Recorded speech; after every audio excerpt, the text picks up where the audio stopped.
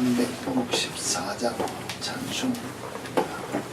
내 주를 가까이 하게 하면 십자가 짐 같은 고생이나 내 일생 소원을 늘 찬송하면서 주께 더 나가기 원합니다 하고 찬송했습니다. 이 고백이 믿는 자의 진정한 고백일진데, 여러분 삶 속에 십자가를 짓는과 같은 고생이 있는 것을 기뻐하며 찬송하는 여러분이 되셔야 승리자가 될 수 있습니다.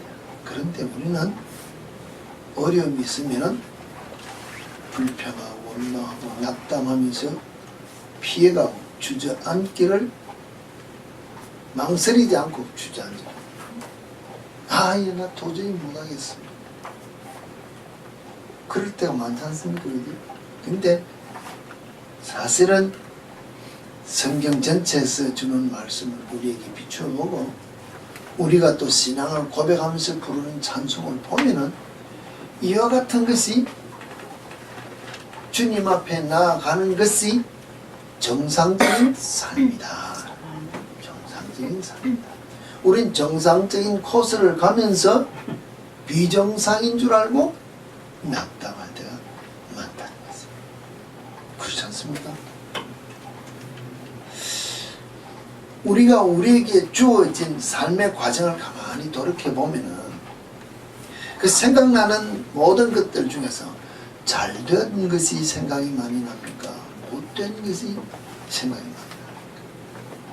그게 이상하지 않습니까? 사람이 어릴 때부터 지금까지 그때 기뻤다, 그때 즐거웠다, 그때 잘됐다, 와 이렇게 좋은 것을 기억하는 것이 아니고 그때 그 사건, 그때 그 사람, 그때 그 말 한마디 못 잊어버린다는 것입니다. 거기에 얽매여 가지고 내 자신을 옥죄면서 스스로 내가 그때 잘못해서 오늘 내가 이렇게 되고 하면서 스스로 좌초에 무너진다는 것입니다. 그러면서 마음의 문을 닫고 우울증에 시달리고 왜 그럴까요? 왜 그럴까요? 이게 사실은 마귀가 우리에게 주는 덫에 걸려서 넘어진다고 생각해야 되는데 그렇게 생각을 하지 않는다는 것입니다. 막상 오늘 내 자신을 가만히 돌이켜보세요. 물론 우리는 다 각자가 다른 환경입니다. 물론 더 좋은 환경에서 조금 낮아졌다고 볼 수도 있는 입장이 될 수도 있고, 저는 정말로 전년이 아무것도 가진 것 없는 데서 오늘 이 자리에 있다는 것을 보면은 이야, 감사할 조건이 엄청 많다고도 볼 수 있는데 어느 기준에서 보느냐에 따라서 감사가 될 수도 있고 불평이 될 수도 있는데, 오늘 내가 주어진 이 자리에서 내가 가진 것을 가지고 나보다 많이 가진 자를 보는 것보다 나보다 못한 자를 바라보면 세상에는 나보다 많이 가진 자보다 못한 자가 더 많다는 것입니다. 그러면은 감사의 조건이 많겠느냐, 불평할 것이 많겠느냐. 우리는 이 모양 저 모양 다 떠나서 사실 이 미국 땅이라는 곳에 와서 살고 있습니다. 여기 와서 여러분이 무엇을 했다고 이만큼 누리고 살 수 있다는 이 자체를 세상적인 표현으로 말해도 세상 사람들이 다 부러워하고 오기를 원하는 이곳에 와서 이만큼 먹고 마시며 즐기며 부족함이 없이 사는 이것을 우리는 감사할 줄 모른다는 것입니다. 조금 더 욕심의 눈이 우리가 열려가지고 세상 것에 만족을 누리기 위하여 불편함을 가지고 늘 불편한다면 정말로 오늘 내가 있도록 나를 이끌어 오신 그 하나님의 손길 가운데 내가 오늘 붙잡혀 정말로 주님 앞에 내가 서서 나를 구속하고 그리스도인 되게 하시고자, 하나님의 자녀 되게 하시고자, 하나님의 손길 가운데 오늘 내가 이 자리에서 정말로 이와 같은 것을 누리고 있음으로 말미암아 주어진 이 환경에서, 주어진 이 삶 속에서 주께서 나를 통하여 하시고자 하시는 그 일에 내가 쓰임 받고자 하는 그 길 가는 이 길임으로 말미암아 내가 기뻐하고 감사하며 주께 영광 돌릴 일만이 내게 남았구나 하면서 내가 기뻐하며 즐거워한다면 믿음 안에서 승리자가 되는데, 아직도 나보다 더 평수 넓은 집을 바라보고 나보다 값어치 좀 더 나가는 집을 바라보고 나보다 가진 뭐 세상에 뭘 바라보고 저것 하고 내가 손가락질하며 따라가기를 원한다면은 나는 인생의 실패자가 될 수밖에 없다는 것입니다. 성공자의 삶이라는 것은 무엇의 기준을 두고 사느냐에 따라 다를 수 있다는 것을 우리는 알고 있습니다. 오늘 여기에 시편 기자가 우리를 향하여 주시는 말씀의 기준이 있습니다. 복 있는 사람은 악인의 꾀를 쫓지 아니하고, 분명했지 않습니까? 이와 같은 기준에 내가 만약에 서 있다면 나는 복 있는 자가, 복 있는 자인데 왜 원망하며 불평하며 왜 좌절을 하느냐. 내가 좌절할 수밖에 없다는 자체는 복이 없는 자의 삶을 내가 살기 때문에 그렇지 않느냐.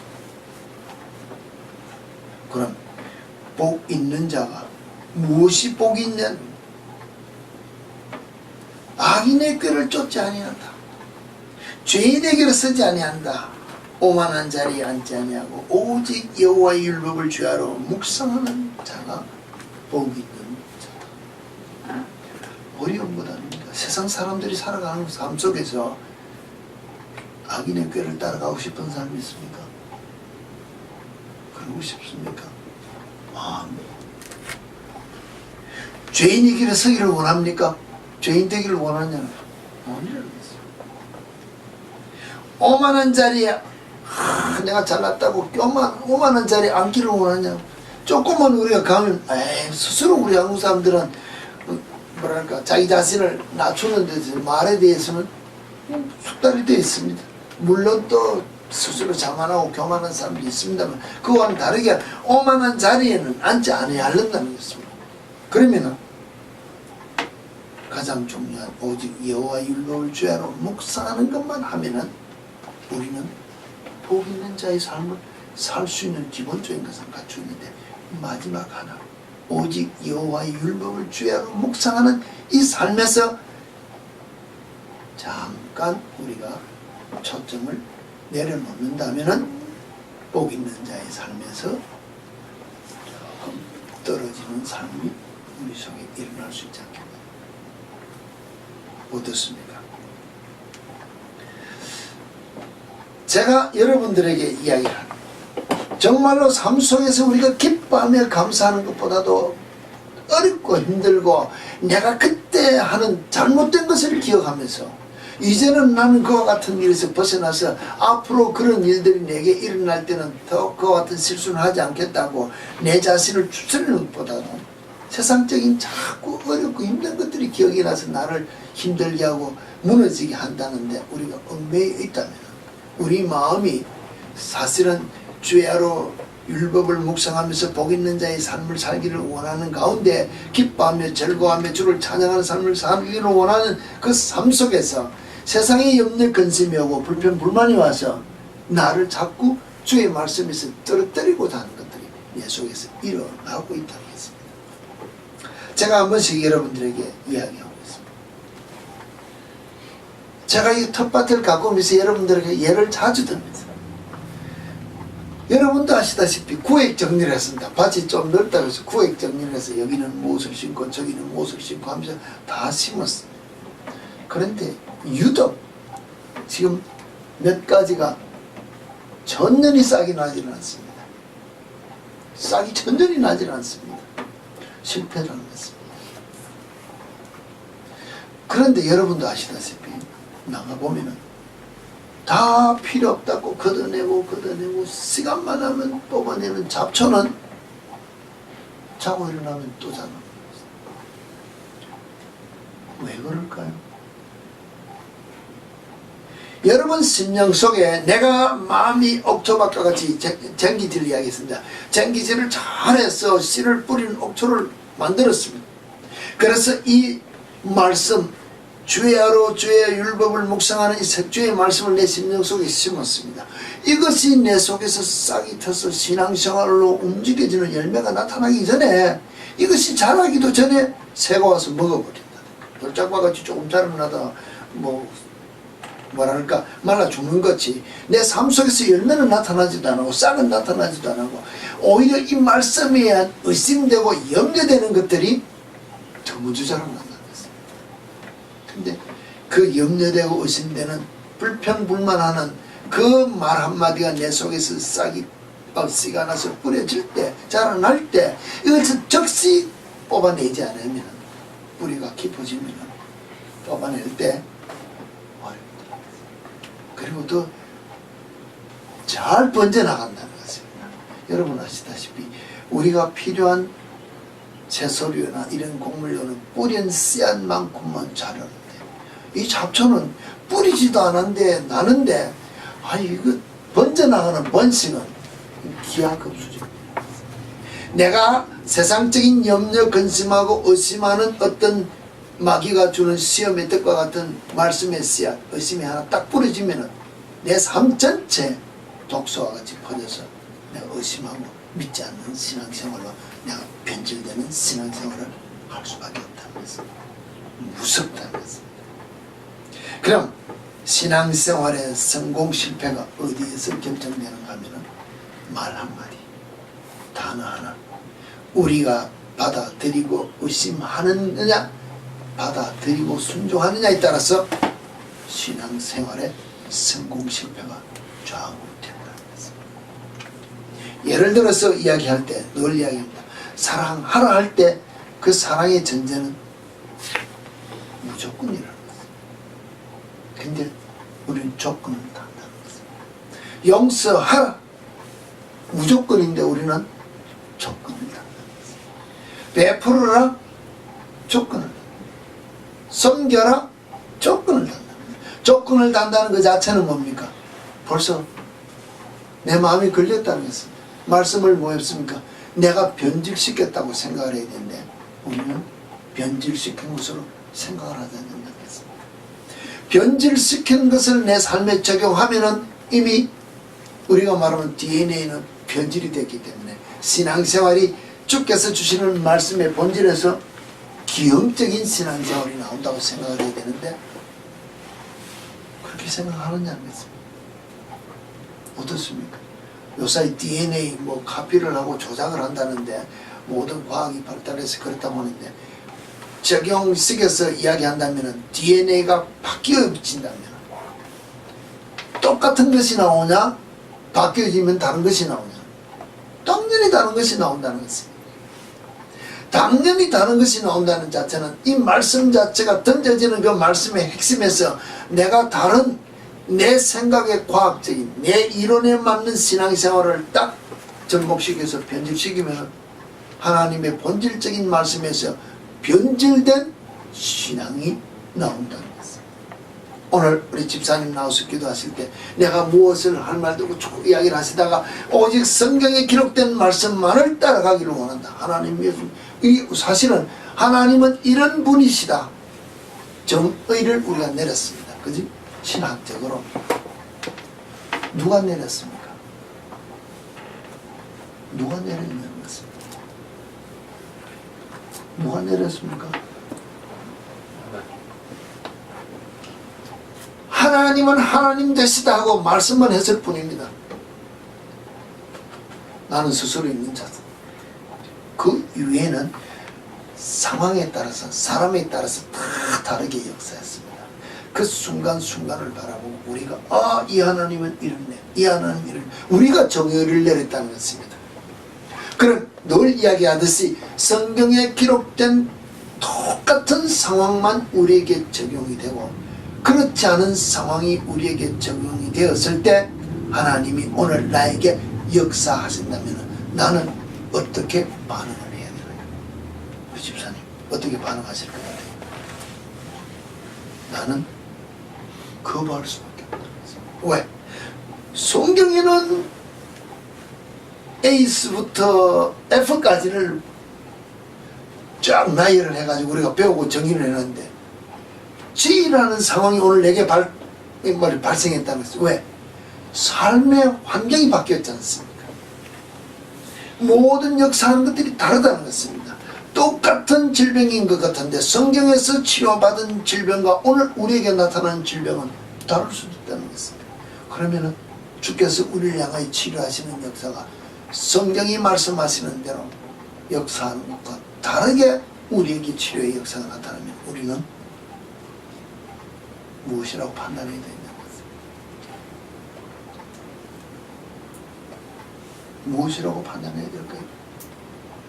내 생각으로 판단하게 되면은 잘못하면은 뭐 다르게 또 사람이 볼 때는 정의할 수 있는 문제가 있지만 내가 하나님을 판단하고 정의하는 이 자체는 우리가 한번 생각해 보아야 되지 않겠느냐. 그 이외의 상황들로 말미암아 일어나는 하나님의 무한성을 우리가 제한하고 판단한다면 오늘 나를 향하여 오늘 우리가 뭐랄까 예전에 없던 상황을 통해서 오늘 우리에게 이번 주에 내가 어떤 장로님이 그 뭡니까 비자 받는 사건을 놓고 저도 옛날 그걸 보면서 얘기했대. 야, 30년 전에 대한민국의 여권을 가지고 외국 공간에 가서 미국 비자를 받는다는 것은 이 하늘이 별 따기처럼 어려울 텐데 그분이 기도를 하고 비자를 받으러 갔더니 하나님께서 감동 주시는 내용을 적어가지고 비자를 신청했더니 비자 받았다고 이야기했습니다. 그러면서 비자 주는 영사도 놀라고 비자 받은 본인도 놀라서 다시 물었다는 내용을 이야기하면서 오늘 이야기를 한다면 비자 받는 그런 상황과 같은 일들이 성경에 기록이 되었는데 성경에는 없다는 것입니다. 근데 기도하고 갔더니 그와 같은 일을 통해서 내가 비자를 받았다면은 이 하나님을 오늘 우리가 어떤 부류에 넣고 우리가 판단하고 정의를 해야 됩니다. 할 수 없다는 것입니다. 상황이 다를 수 있다는 것입니다. 오늘 셔틀 타고 우주에 나갔습니다. 거기서 어떤 일들이 벌어졌습니다.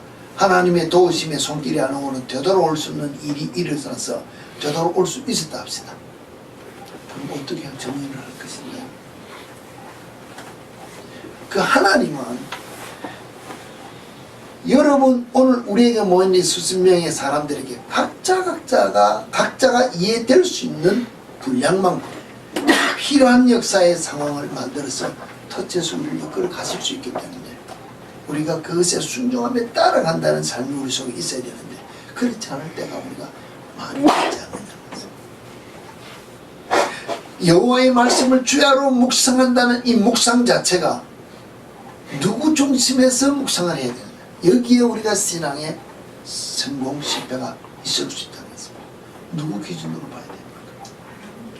우리는 하나님 기준으로 말씀을 이 말씀을 나를 통하여 이와 같은 것으로 깨달아 주었다고 하나님이 나를 위하여 오늘 이 말씀에 내가 순종하며 살도록 우리에게 말씀 주었다고 보는 것이 아니라 하나님 이 말씀이 오늘 내게 적용되기에는 어렵고 힘드네요.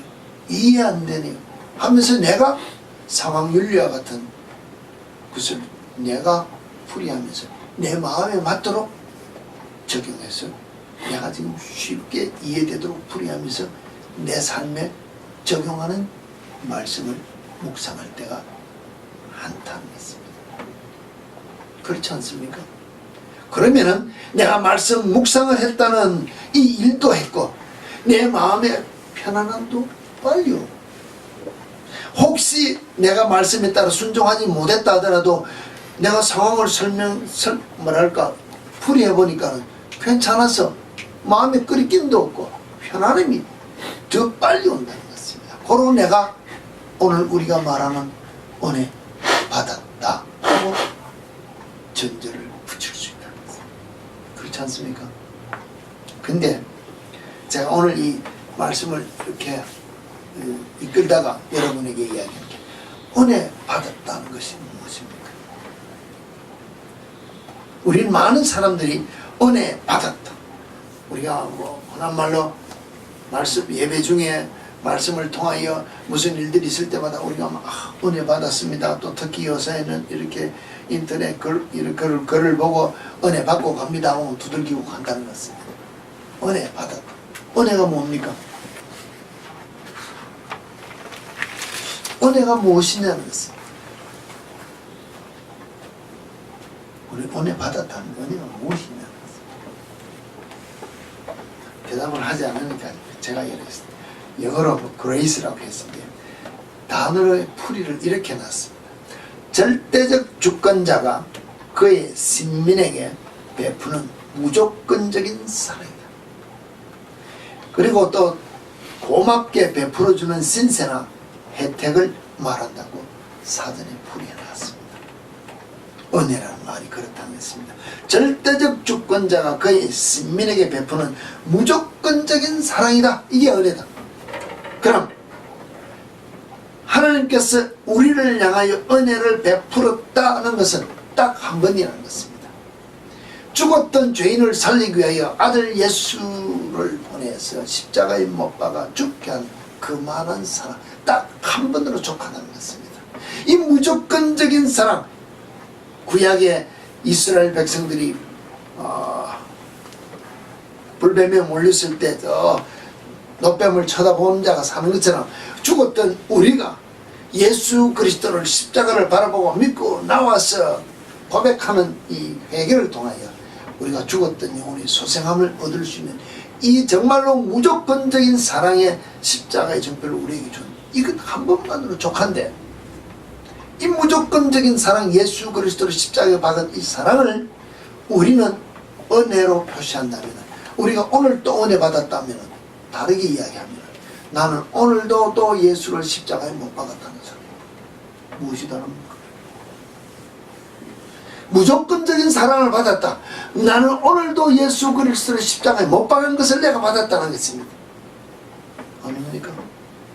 단어 자체는 그렇게 되어 있다는 것입니다. 근데 오늘 설교를 들으면서 내 마음에 드는 기분 좋은 말을 듣고 내가 위로받았기 때문에 은혜 받았다는 말 자체는 잘못됐다는 것입니다. 아니라는 것입니다.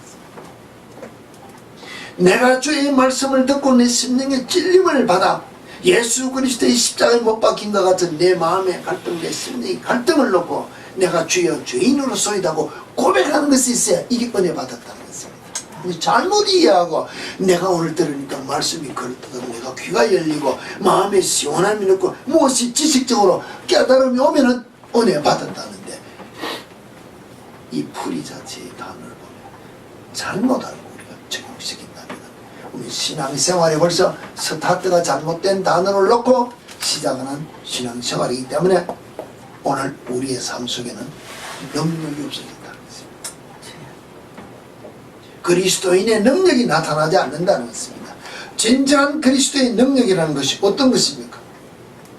예수 그리스도와 함께 내가 죽었다는 것을 고백하고 내가 예수 그리스도와 함께 살았다는 부활의 삶이 나타날 수 있도록 내가 날마다 나는 죽어지고 내 속에 예수가 나타나는 삶이 나타나는 것이 능력 있는 삶이라는 것입니다. 근데 이 삶이 나타나지 않고 나는 매일같이 예수가 죽은 그 사랑만을 내가 들은 설교에 따라서 내가 받았다고 생각하니 내가 죽지를 않는다는 것입니다. 내가 그 말씀에 따라서 내 심령이 죄된 것을 고백하지 않는다는 것입니다. 성경 어디에 보아도 주의 말씀이 선포될 때, 구약의 이스라엘 백성들이 죄를 지었을 때 선지자를 통해서 외쳐질 때나 아니면 신약에 와서 주의 종들을 통해서 예수님께서 말씀하신 누구든지 와서 이야기하면은 바른 능력의 말씀이 선포될지면 그 말씀에 따라 순종하지 못한 삶을 내가 듣고 깨달아서 내 마음이 찔림을 받아 어찌할꼬 회개가 있다는 것입니다. 이게 은혜라는 것입니다. 근데 우리는 와, 오늘 그 말씀 듣고 내가 위로받아서 은혜 받았습니다. 틀렸다는 것입니다. 잘못 오해한 신앙생활이기 때문에 우리는 매일같이 위로만 받으려고 하기 때문에 일어나서 달려가서 승리자의 삶을 사는 능력이 내게서 나타나지 않는다는 것입니다. 삶 속에서 여러분이 세상과 부딪혀 일어나는 일들을 당할 때 내가 주의 말씀에 따라 나는 죽고 내 속에서 예수가 나타나는 삶을 살기 위하여 순종하며 말씀에 따라 내가 주와 더불어 동행하는 길을 걷고자 예수를 나타내고자 하는 삶을 살지 아니하고 세상과 더불어 타협하는 삶을 살기 때문에 내가 넘어져서 졌다는 것입니다. 넘어서 져면 또 뭐라고 합니까? 와가 주여 아시지 않습니까? 핑계한다. 알기는 무엇을 아느냐? 내가 이미 세상을 향하여 이겼다는 삶을 가지고 너희도 세상을 이기라고 이미 던져준 말씀이 있는데 우리는 세상을 이기는 것이 아니고 타협하며 산다는 것입니다. 그렇기 때문에 질 수밖에 없다는 것입니다. 능력이 나타나지를 못한다는 것입니다. 그리스도인의 빛이 나타나지를 못한다는 것입니다. 정말로 그레이스, 은혜라는 것이 절대적 주권자가 그의 신민에게 베푸는 무조건적인 사랑이라고 준다면 무조건적인 사랑이라는 것은 계산하지 않는다는 것입니다. 계산하지 않는 것이 사랑인데 우리는 계산하고 사랑하지 않는다는 것입니다. 내 아내를 사랑하는 것도 내 마음에 들어야 사랑을 한다는 소리가 나오고 내 남편을 사랑하는 것도 내 입에 맞아요. 내 기분에 맞아야 사랑한다는 말이 나오지. 기분만 상하면 내 귀만 거슬리면 내 속에 일어나는 분이 일어나는 모습으로 우리가 사랑한다는 것은 무조건적인 사랑을 받는 은혜를 받은 내 모습이 아니라는 것입니다. 나는 조건적인 사랑을 받았기 때문에 나도 조건적인 사랑을 할 수밖에 없다고 고백하면서 사는 삶이라는 것입니다.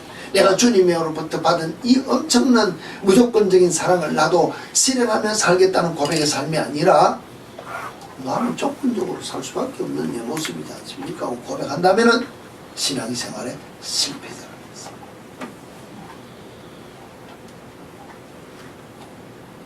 여러분이 우리가 잘 아는 인공호흡, 이게 어떻게 생겼습니까? 아십니까? 공부하신 의사들, 약사들.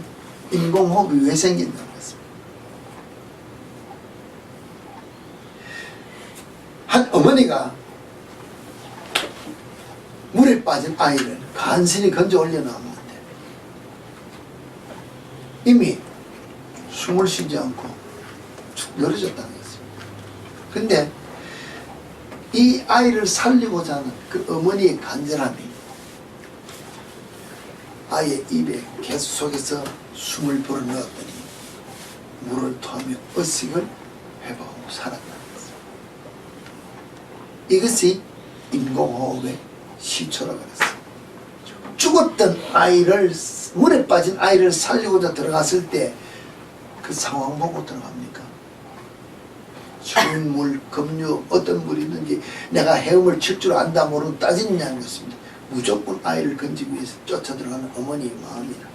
또 건져 올렸더니 죽었는데 그걸 살리고자 하는 계산하지 않는 그 사랑으로 호흡을 불어넣었더니 그 생명을 솟아게 하는 것이 인공호흡의 원인이 되었다고 하는데 오늘 우리는 이 사랑을 우리가 실천하며 살아야 되는데 그냥 하나님 내가 무조건적인 사랑 은혜를 받았습니다. 고로 나는 그냥 가만히 있어도 그 사랑이 나타날 줄 아는데 아니라는 것입니다. 그 사랑을 내 삶 속에 실천하며 살기 위하여 영육으로 나는 계속해서 그 사랑을 깨달아 알기 위하여 말씀을 묵상하는 공급받는 훈련이 있어야 되고 이것을 내 삶 속에 적용하기 위한 훈련이 나타나야 뒤따라야 내가 육신적으로 영적으로 온전한 사랑을 베풀면서 유지되는 삶을 살 수 있다고 했다는 것입니다. 이것 없이 우리가 말하면 결혼 전에 연애할 때 초심을 계속해서 유지할 수 있는 사람이 있습니까? 없습니다. 어제 아내와 오늘의 아내가 또 다른 어느 탤런트가 이야기하기를 뭐라 했습니다. 매일같이 사랑의 표현을 아내에 이야기했더니 어제보다는 오늘은 또 다른 아내를 바라보는 내 눈이 있기 때문에 사랑한다고 그랬습니다. 그럼 아내의 험을 쳐다봅니까? 사랑스러운 모습을 쳐다보는 것입니다. 그 아내를 통하여 오늘 내 자신이 있다는 것을 보고 내 가정을 이루었다는 것을 기억하면서 주께서 주시는 모든 손길을 바라보는 눈이 열리면 감사의 조건을 찾으면 사랑의 눈이 열리는데 우리는 내 만족의 조건을 찾기 때문에 만족을 못 누려서 결혼할 때 모습과 오늘 모습은 다르다고 불평하면서 그 아내를 손가락질한다. 그럼 변해지는 내 모습은 내가 보느냐는 것입니다. 안 본다는 것입니다. 사람들이 보통 내 허물은 안 본다는 것입니다. 누구를 봐? 앞에 있는 사람의 허물만 보지 내 허물은 누가 이야기하면 다 핑계한다는 것입니다. 죄송합니다. 어저께도 우리에게 이야기를 했습니다. 아, 우리 집사님, 아니 저를 몸무게 이야기할 때 예, 내가 내 자신을 위해서 빼겠습니까? 합니까? 다른 사람들은 다 그 사람을 위해서 권합니다. 제발 자신을 위해서, 가족을 위해서 빼서 건강하기를 원하는데 나는 그래도 못하는 만족을 위해서 내가 결단을 못한다는 자체는 우리 생각해 봐야 되는 문제가 있다는 것입니다. 왜? 내가 내 자신을 보는 기준이 내 만족 하나는 채워야 되겠다는 것, 이 기준이 있기 때문에.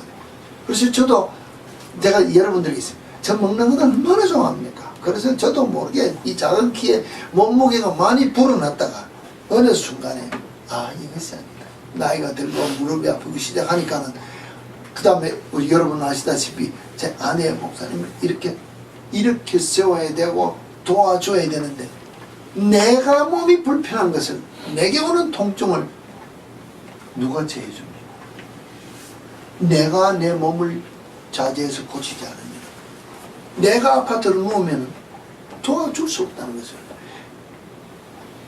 어느 정도까지 가니까는 내가 스스로 결단하지 않을 수 없는 순간까지 와서 내가 결단한 내 모습을 보면서 하는 말이 미련하다는 것을 내가 나를 보고 왜?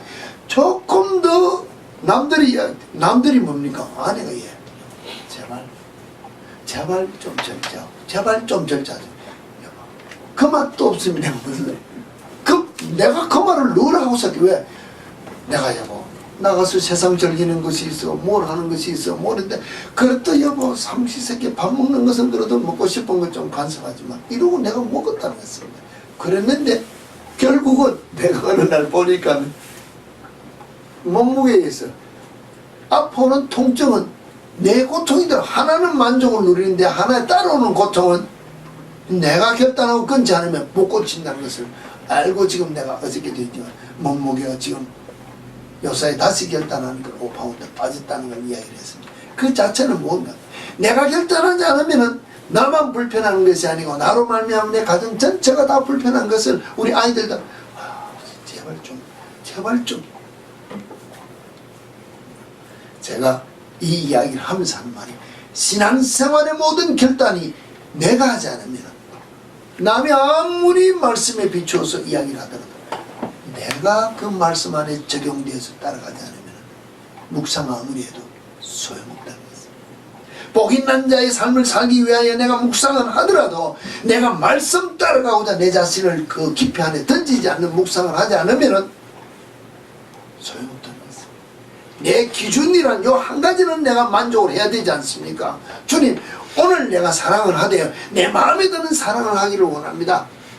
요만큼만 사랑하기를 원합니다. 요만큼만 용서하기를 원합니다. 내 기준의 요 스텝 하나는 내가 도저히 더 나갈 수 없습니다는 기준의 만족함을 가지고 신앙생활하고 묵상을 한다면 실패자의 묵상이라는 것입니다. 무조건적인 사랑으로 나를 위하여 베푸는 그 은혜에 내가 그 사랑을 알기 위하여 내가 무조건적으로 하나님 앞에 은혜의 물길에 내가 뛰어듭니다는 이 사랑을 내가 할 수 있다고 뛰어드는 결단이 있어야 신앙의 성공자가 된다는 것입니다. 이게 은혜라는 것입니다. 이 은혜를 깨달아 아는 신앙생활을 해야 믿음 안에서 승리자가 될 수 있는 신앙인이 된다는 것입니다. 모든 사랑을 하는 것이 자발적이라고 했습니다. 하고 싶으면 하고 하기 싫으면 안 하지 않습니까? 근데 하고 싶을 때 그냥 하는 것이 아니라 그 또 매일같이 개발을 하면서 유지하는 훈련을 해야 이 사랑이 계속 유지되어 갈 수 있다는 것입니다. 내가 아내를 사랑하지 않습니다. 내가 정말로 내 아내를 사랑합니다. 입으로는 사랑합니다 하면서 사랑하기 때문에 내가 하고 싶은 말을 마음 놓고 해도 여보 내가 사랑하기 때문에 이런 말을 할 수 있지 이렇게 할 수 있습니까? 아니라는 것입니다. 내가 사랑하기 때문에 화를 낼 수 있지 않느냐? 아니라는 것입니다. 이는 개발도 아니고 유지도 아니라는 것입니다. 핑계라는 것입니다. 내가 주님 앞에 나와서 내가 주님 아시지 않습니까? 주님 사랑합니다. 그런 내가 주의 말씀을 조금 어그려도 괜찮지 않습니까? 말씀에 따라 내가 순종하지 않더라도 주님 아시지 않습니까? 내가 사랑하기 때문에, 주님이 나를 무조건 사랑했기 때문에, 은혜 베풀었기 때문에 그저 내게 필요한 것만 좀 주세요. 기도한 것만 응답해 주세요. 이렇게 우리가 엎드려 신앙생활 한다면 신앙생활의 성공자가 될 수 있을까요? 자, 여러분이 물어볼 수 있다는 것입니다. 오늘 우리가 정말로 신앙생활 한다고 하면서 이 사랑이, 은혜가, 하나님께서 우리를 무조건적으로 베풀어 주신 말씀의 은혜가 이런 것들이라는 것을 우리가 생각한다면, 말씀 자체 하나는 우리가 잘못 생각했다. 우리는 은혜 받았다는 이 말 자체를 내가 다시 한 번 더 적용해서 풀이한다면, 성경 전체는 우리에게 은혜 받으라는 말이 아무데도 없더라는 것입니다. 창세기부터 계시록까지 다 찾아도 은혜 받으라는 말은 없습니다. 무조건 사랑을 받으라는 말이 아무데도 없습니다. 받으라는 말 자체는 우리를 향하여 주시는 말씀의 기초가 여러 군데 있습니다. 근데 무엇을 받으라고 이야기를 하는가 하면, 성경에서 무엇인가 받으라 했기 때문에 받았다는 것을 나타내는데, 은혜 받으라는 말이 없기 때문에 우리는 은혜 받았다는 말을 할 수가 없다는 것입니다. 무슨 말인가 알겠어요? 그럼 성경에서는 우리를 향해 받으라는 말 자체의 단어가 여러 군데 기록이 되었는데, 창세기에 보면은 17장 20절에 할례 받으라, 할례에 대해서 나아만이 문둥병을 낳고 엘리사에게 선물을 받으라, 내가 이렇게 가져왔는 거 받으라.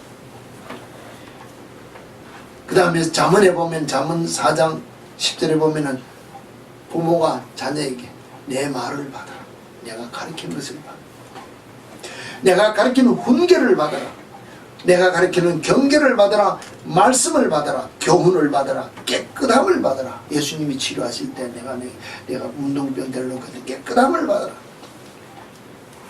예수님이 이것은 내 몸이니 떡을 받아라, 떡을, 성령을 받아라, 구원을 받아라. 바울이 이야기할 때 나의 이 어리석음을 그대로 좀 받아주어라, 이해해달라. 나를 본받아라, 고난을 받으라, 저희 믿음을 본받으라, 섬김의 도를 온유함으로 받으라, 선한 것을 본받으라, 마지막 계식으로 생명수를 받으라. 이런 것 외에는 받으라고 우리에게 던져주는 말이 없다는 것이에요. 은혜 받으라는 게 없습니다. 내가 은혜 받으라고 한 무엇을 던져줘야 내가 은혜를 받았다고, 던지는 것을 받았다는 표현을 할 수 있는데, 없는 것을 우리가 받았다는 것이고, 무조건적인 사랑, 십자가의 사랑을 우리가 이미 2000년 전에 한 번 던져준데, 그걸 매일같이 내가 예수 그리스도를 십자가에 못 박는 사건을 내가 받기를 원해서 받는다면, 먼저도 이야기했지만 예수 그리스도를 내가 십자가에 못 박기를 원하는 것을 내가 원하고, 그 다음에 내 마음에 필요한 것을 내가 기분이, 내 감정이 만족해서 은혜 받았다고 표현한다면, 성경에서 우리에게 주시는 받으라는 미닝에서 다르게 변질된 것을 내가 받기를 원한다면, 신앙의 초점을 놓친 은혜를 내가 받았다고 고백하기 때문에 신앙의 성공이 내 속에 일어날 수 없다는 것입니다.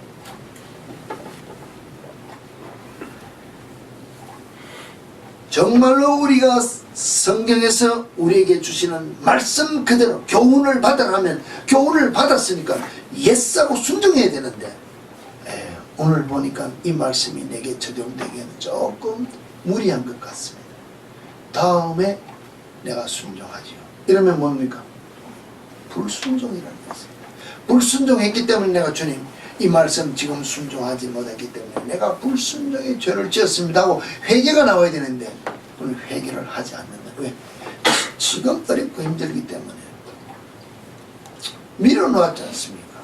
내가 때가 되면 해줘야 하고, 내가 적당하게 핑계를 하고 내 기준으로 말씀을 평가했기 때문에 죄를 죄로 보지 않는다는 것입니다. 여기서 우리는 신앙의 실패자가 될 수 있는 길로 내가 들어섰다는 것을 내가 인정하지 않는 것입니다. 이거 인정하고 빨리 돌이키고 회개하면서 순종하는 삶을 살아야 승리자가 된다고 이야기하는데 여기에 우리가 귀가 열리지 않고 눈이 열리지 않기 때문에 말씀 자체가 은혜 받았다는 것이 은혜의 기준이 이 말씀 자체가 정말로 절대적인 주권자가 우리 시민에게 베푸는 무조건적인 사랑으로 생각할 때 내가 죄를 짓고 왔지 않습니까? 내가 정말 이와 같은 죄를 지었는데도요 주님 내 아시지 않습니까? 하고 오니까는 주의 종들을 통하여 말씀을 외칠 때 또 사랑으로 용서해주고 온유함으로 베풀어주고 나를 또 위로해 주는 거라. 그럼 내가 지은 죄를 돌이켜 회개하도록 가르쳐주지 아니하고 덮어도 좋다고만 가르쳐주면 이것이 은혜인 줄 알고 받으면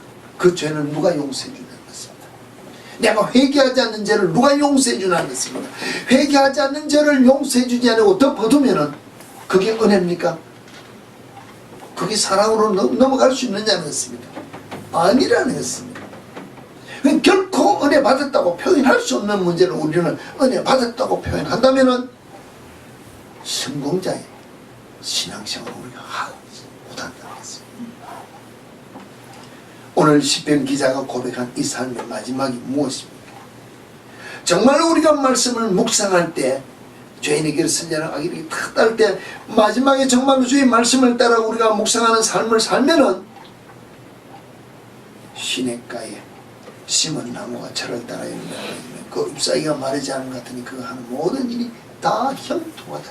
내가 안 되는 것 같지만은 되는 그 길을 하나님께서 준비하시고 이끌어 준다는 것을, 풍성한 열매가 있다는 것을 약속한 고백인데, 이 고백이 나오도록 내가 순종하지 아니하고 내가 말씀을 변경시켰다고 생각하지 아니하고 내가 이만큼 했으니 복을 달라고 엎드려서 손을 내미니 연결되지 않는 부분 때문에 내가 복을 못 받았다고 생각했어요. 이와 같은 풍성한 삶이 내게 없다고 고백하지 않고 그는 불평한다는 것입니다. 정말로 내 이성적인 생각으로서는 도저히 이해되지 못하는 이 말씀을 하나님이 말씀하셨으니 주께서 내게 주신 감동에 따라 예스하고 발을 내어 디딜 때 베드로가 물 위를 걸어간 것 같은 역사가 내게 나타날 수 있는데 이게 없다는 것입니다. 바울이 보니 그게 그 사람에게 받을 만한 믿음이 있는 것을 보고 일어나 걸으라고 명했을 때 나면서부터 안전뱅이 되면 그렇다 그랬습니다. 무엇인가가 보여야 할 때 순종하면 말할 때 일어나 걷는 건 누가 합니까? 본인이 한다는 것입니다. 본인. 주께서 오시라 했을 때 베드로가 물 위에 뛰어들었지 주님이 밀어넣었냐는 것이 아니라는 것입니다. 일어나 걸으라 할 때 그가 일어났지 막 그냥 같이 뛰었냐 아니라는 것입니다. 대신 뛰었냐 아니라는 것입니다. 그 풍성한 말씀에 따라 내가 이해되지 않지만 일어날 수 있고 뛰어들 수 있는 결단의 행동은 내가 해야 된다고 순종해요.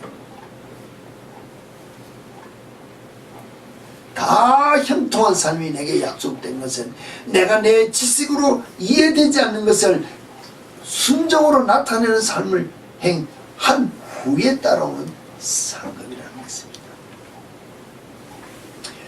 그러면서도 베드로가 의심했습니다. 따라온 것이 뭡니까? 물이 빠져들었다는 것입니다. 우리는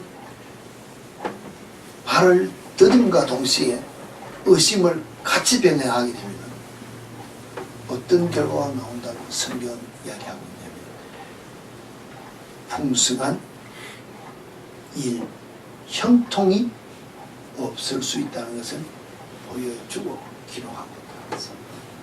믿으려면은 100% 믿고 발을 내디디는 신앙생활을 하자는 것입니다. 99.9%는 아니라는 것입니다. 그러면서 악인들은 그렇지 않으며 바람을 났다. 그러면 악인들은 심판을 경영하고 결과를 이야기했습니다. 내가 악인의 길에 들어가고 선인의 길, 의인의 길에 들어가서 누가 합니까? 내가 결단하고 묵상한 그것을 삶의 현장에서 적용시키는 일어나 움직이는 삶이 내 속에 있을 때 일어나는 결과라고 이야기했습니다. 내가 상황에 맞게 변질되어서 내가 이해되는 만큼만 적용시키는 신앙생활은 변질된 신앙이 될 수 있다는 것입니다. 오늘도 말씀에 따라 내가 보니 와, 양심이 찔리는 것이 있고 내 행동에 끄리낌이 있구나. 정말로 내 주를 가까이 하는 것은 십자가 진 같은 고난에 기르는구나. 그러나 내가 평생 소원은 찬송하며 이길 가리라고 결단하는 삶으로 따라가면서 찬양하며 주께 영광 돌리고자 울면서라도 이 길 갈 때 베세메스의 그 길로 향하는 그 암소처럼 울면서 갈 때 영광은 주님이 받는다는 것입니다. 우리는 내가 받기를 원하는 신앙생활을 가면서 내가 성공하고 내가 잘되고 내가 영광 받는 삶을 길을 가기로 하는 데가 아니라 주님이 영광 받기를 원하는 이 목적을 놓고 가기 위하여 성경이 우리에게 기록된 이 목적을 본다면 우리는 가는 길에 불평이 없어야 됩니다. 불만이 없어야 됩니다. 염려 근심이 없어야 됩니다. 내가 다 실패했다는 것이라도 모든 인류들이 나의 삶을 보고 실패했다 할지라도 주님이 보시기에 내가 너로 말미암아 영광 받았다 하면은 의인의 길에 의인의 삶을 내가 살았다고 고백할 수 있다는 것입니다.